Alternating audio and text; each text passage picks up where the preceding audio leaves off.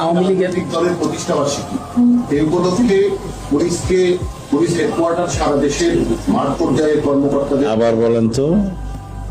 আগামী মঙ্গলবার একটি নিষিদ্ধ এখন ঠিক আছে। দলের কার্যক্রম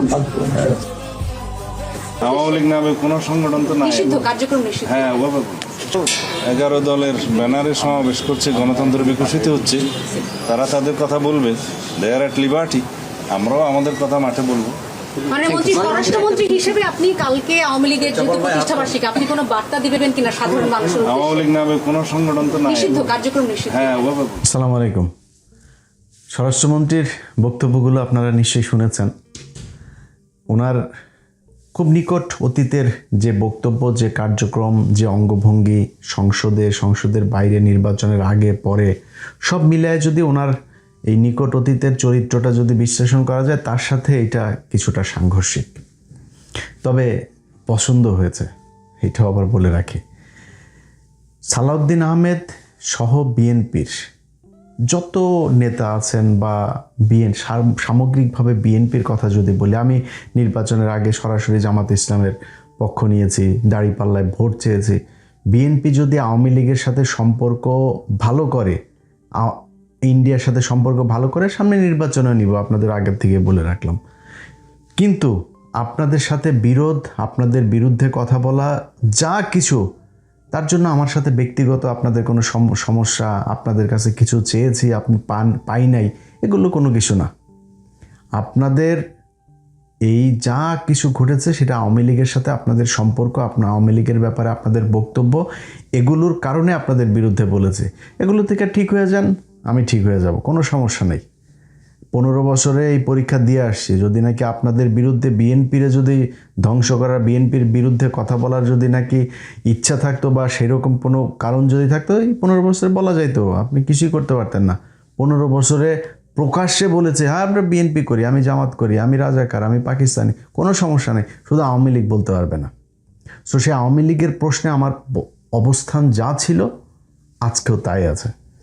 আপনি যদি নাকি আওয়ামী লীগের পক্ষে কথা বলেন, আওয়ামী লীগের বাঁচানোর জন্য, আওয়ামী লীগকে আবার কার্যক্রম পরিচালনা করার সুযোগ দেওয়ার, আবার রাজনীতিতে আসা, নির্বাচনে অংশ নেওয়ার, এগুলো করবেন ভাই, এগুলো আমার রক্তের মধ্যে লাগে। অতএব এইখান থেকে বের হবেন, কোনো সমস্যা নেই।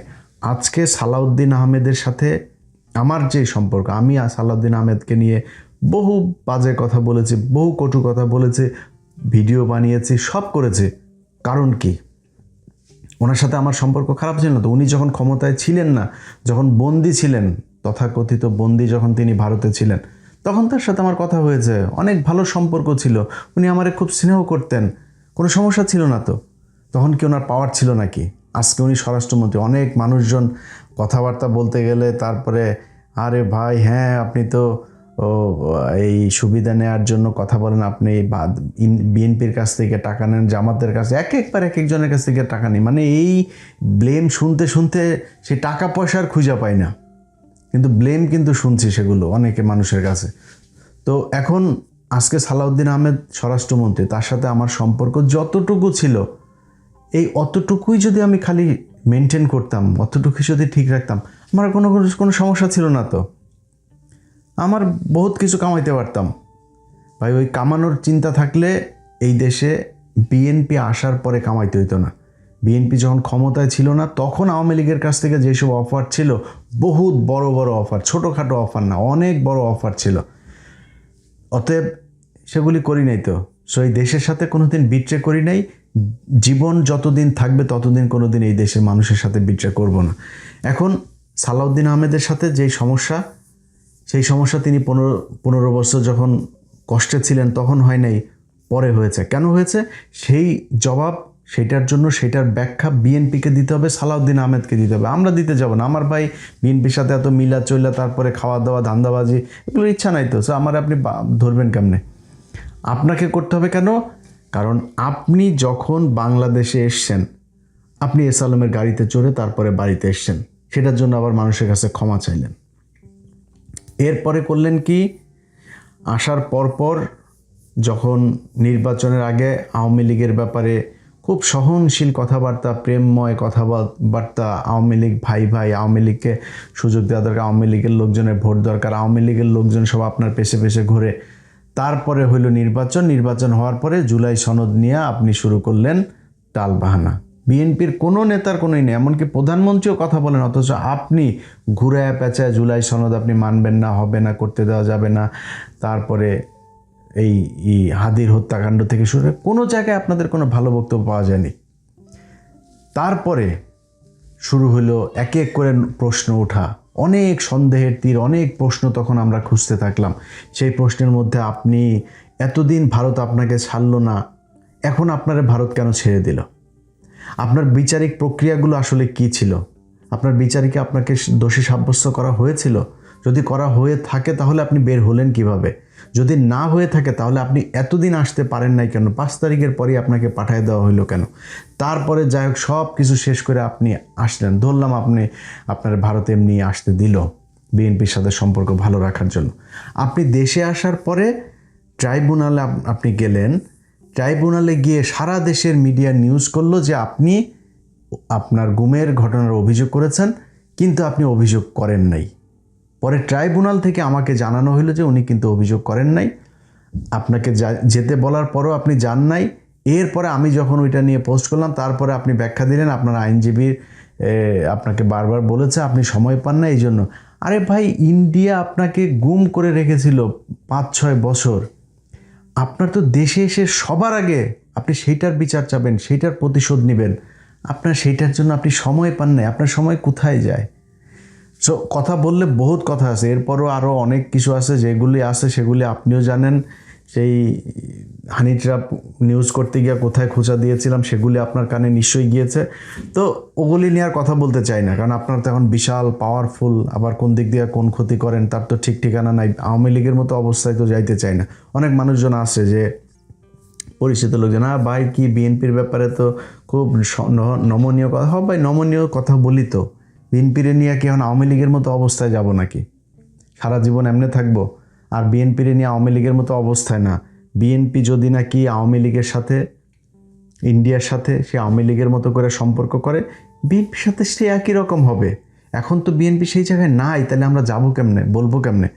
কারণ এই যে তারেক রহমানের যে সফর, এগুলো নিয়ে আরও 2-3 দিন পরে একটা ভিডিও করব, সেখানে বলবো। কিন্তু আজকে এই সালাউদ্দিন আহমেদকে নিয়ে যেহেতু কথা বলছি, সালাউদ্দিন আহমেদের যেই বক্তব্য, সেই বক্তব্যে তিনি যে কথাটা বলেছেন যে আওয়ামী লীগ, মানে 2টা বক্তব্য আমি এরকম শুনেছি, হয়তো এর বাইরেও আছে কিনা জানি না, যে আওয়ামী লীগকে তিনি সাংবাদিক এক জায়গায় বলছেন যে আবার প্রশ্নটা করুন তো, মানে উনি শুনতে চাচ্ছে সালাউদ্দিন ভাই সেরকম লেগেছে আপনারে, আপনি যখন আবার রিপিট করতে বলছিলেন সাংবাদিককে, মানে ড্যাশিং, ড্যাম কেয়ার সব, মানে স্মার্টনেসের যা যা আছে সব কিছু সেখানে আপনার চোখে মুখে করছিল। ভাই এইটাই চাই আপনি, ভাই আমার মানে যা আছে, আমার জায়গা জমি সম্পত্তি সব নিয়ে নেন, কোনো সমস্যা নেই ভাই। ইন্ডিয়ার ভারতের ব্যাপারে যদি আপনি কঠোর থাকেন, আপনি আমার বাপ, কোনো সমস্যা নেই। আমার আপনার প্রতি কোনো ক্ষোভ থাকবে না, কোনো জেদ থাকবে না, রাগ থাকবে না, আপনার বিরুদ্ধে একটা কোনো পোস্ট করব না, কিচ্ছু করব না। অতএব এই জায়গায় ভাই ঠিক থাকেন, আওয়ামী লীগের ব্যাপারে যেইভাবে কথা বলেছেন এইভাবেই থাকতে হবে। একটা জিনিস মাথায় রাখেন, আপনাদের আমি নিজেও ব্যক্তিগতভাবে, ধরেন আমার এখনও অনেক মানুষ জিজ্ঞেস করলে আমি একটা কথা বলি যে, মানে কেমন আছে জিজ্ঞেস করে না, ভাই হাসিনা বাংলাদেশে নাই, এইটা আমাদের জন্য, মানে ধর আমি এখন যদি দেশে যাই, আমি ভাই কিছু না করে খাইলেও তো ভাই আমি 2-4 লাখ টাকা আমি মাসে চাকরির এরকম জায়গা আমি খুঁজে পাবো। মানে আমারে পুলিশ খুঁজবে না, আমার মানে জেল হবে না, ফাঁসি হবে না, ভয় থাকবে না, গুম হব না, ক্রসফায়ারে যাবে না, আর কি লাগে? এটি তো বিশাল ব্যাপার। এবং বাংলাদেশে এরকম আমার মতো, বিশেষ করে বিএনপিতে এখন পাওয়ারে আছে, তারা তো আমার চাইতেও ভালো অবস্থানে আছে, তাই না? তাদের পুলিশ তো খুঁজে না, উল্টা পুলিশ তাদের কথা শুনে বহুত হাজার হাজার লক্ষ লক্ষ কোটি কোটি টাকার মালিক হয়ে গিয়েছে। তারা এখন লন্ডনে বাড়ি গাড়ি জমি জায়গা কিনছে, বিভিন্ন দেশে দেশে কিনছে তারা, তো এখন তো অনেক ভালো আছেন। তো সেই ভালো থাকার জায়গাটা যদি আপনি মানে স্মুথ করতে চান, প্রলং করতে চান, এটারে যদি ধারাবাহিকভাবে রাখতে চান, তাহলে আপনারা ভাই আওয়ামী লীগকে এই দেশে এইভাবেই রাখতে হবে। আওয়ামী লীগকে ইন করতে দেওয়া যাবে না। জামাতের সাথে আপনাদের রাজনৈতিক বিরোধিতা আছে, আমি নিজেও জামাতের পক্ষে ভোট চেয়েছি নির্বাচনের আগে, তো জামাতের সাথে এইটা থাকবেই ভাই। আপনি তো আপন ভাইয়ের সাথে ভাইয়ের গ্যাঞ্জাম হয় না জমি জায়গা নিয়ে, রাষ্ট্রীয় ক্ষমতা কে পাবে সেটা নিয়ে বিশাল গ্যাঞ্জাম হবে, মানুষ মারাও যাবে, এটা খুবই স্বাভাবিক একটা ব্যাপার আমাদের দেশের মধ্যে। চাই না কিন্তু এটা যাবে, এটা খুব স্বাভাবিক ব্যাপার।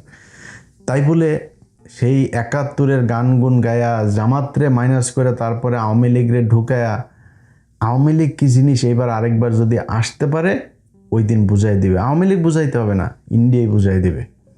অতএব যত জাউরামি করেন, চুরি করেন, লুচ্চামু করেন, বাটপারি করেন, যা মনে চাই করেন। আমি এই গেল 15 বছরে আমার বহু ভিডিওতে আমি বলেছি যে আওয়ামী লীগ যেইভাবে ক্ষমতায় আছে এইভাবে যদি 15 বছর বিএনপি ক্ষমতায় থাকতে পারতো তাইলে বিএনপি আওয়ামী লীগের চাইতেও হয়তো বেশি চুরি করতো। ওইটা কিন্তু প্রমাণ আপনারা কিন্তু প্রমাণ করে দিচ্ছেন, এই চুরি করছেন, কিন্তু প্রচুর চুরি করছেন, এবং চুরিতে আপনারা খুব পাকাপোক্ত, মানে খুব অভিজ্ঞতা সম্পন্ন চোর আপনারা।